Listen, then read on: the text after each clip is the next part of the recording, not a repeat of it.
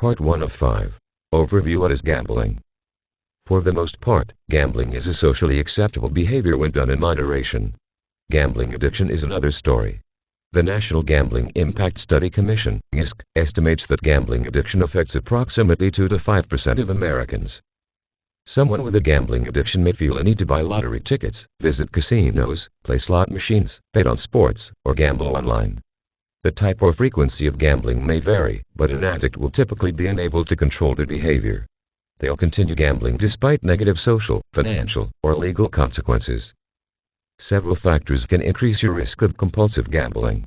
The gambling addict's brain appears to respond to the act of gambling in the same way the alcoholic brain responds to a drink. This means that as the gambler feeds their habit, their addiction will grow. Recent research suggests that an area of the brain called the insula may be overactive in most people addicted to gambling. This hyperactive region may cause the distorted thinking that enables gamblers to see patterns in random sequences and continue playing after near misses.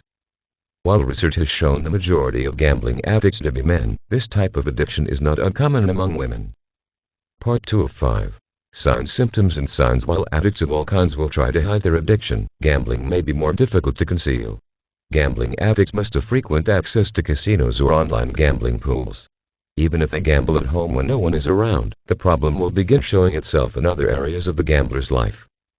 It's also important to remember that a compulsive gambler may not gamble frequently, but when they do gamble, they may be unable to stop. Some or all of the following behaviors may be present. Obsessing over any type of gambling, avoiding work or other commitments in order to gamble, neglecting bills and expenses in order to use the money for gambling, disintegrating relationships or friendships, losing house, job, car, or other personal possessions, stealing money, lying about the gambling habit, selling possessions in order to gamble, gambling to feel better about life, failing to control a gambling, feeling guilty after a gambling session, taking bigger and bigger risks. Part 3 of 5. Title: Treatment options. With the right treatment, gambling addiction is manageable. Unlike someone with a food addiction, a compulsive gambler does not need the object of their addiction to survive. They simply need to learn how to develop a healthy and balanced relationship with money. A program of recovery can assist with impulse control. Occasional gambling may lead to relapse. Like a drug addict, a gambling addict will want to quit completely. In general, gambling addiction is treated with similar methods used for treating other addictions. Inpatient rehabilitation program. An inpatient program at a treatment center can be a good start for someone with a severe gambling addiction.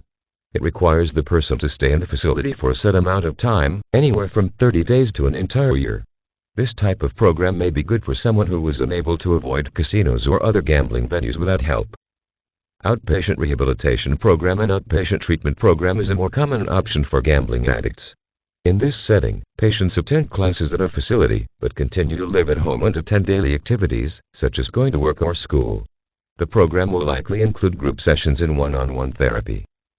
12-step programs. Programs like Gamblers Anonymous, Georgia, may be helpful for people who can't afford other treatments.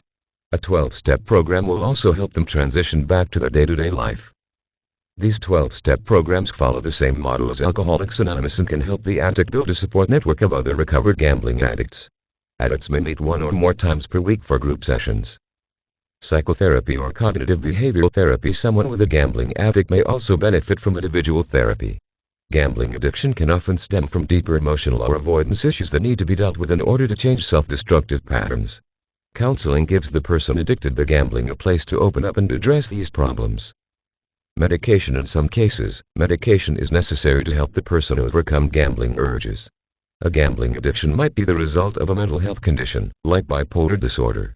In these cases, the addict must manage the underlying condition in order to help with impulse control. Part 4 of 5.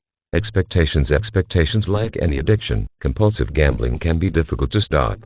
Since it's also not one of the more mainstream addictions, someone addicted to gambling may find it embarrassing to admit they have a problem. This is also true because many people gamble socially without developing a habit. Overcoming the shame will be a big step towards recovery. A recovery program and lifestyle changes can help a person addicted to gambling abstain. In most cases, dealing with the financial consequences of gambling is the hardest part of recovery. In the beginning, the person may need to turn over money responsibilities to a spouse or trusted friend.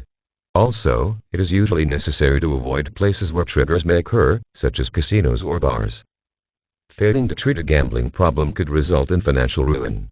It can also cost friendships and family support. However, people addicted to gambling can mend these relationships through recovery. Part 5 of 5. Resources. Several organizations provide information about gambling addiction and treatment options. They may guide you to local support groups and provide online help. The following resources may be helpful if you suspect you may have a problem, or if you're concerned about a friend or family member.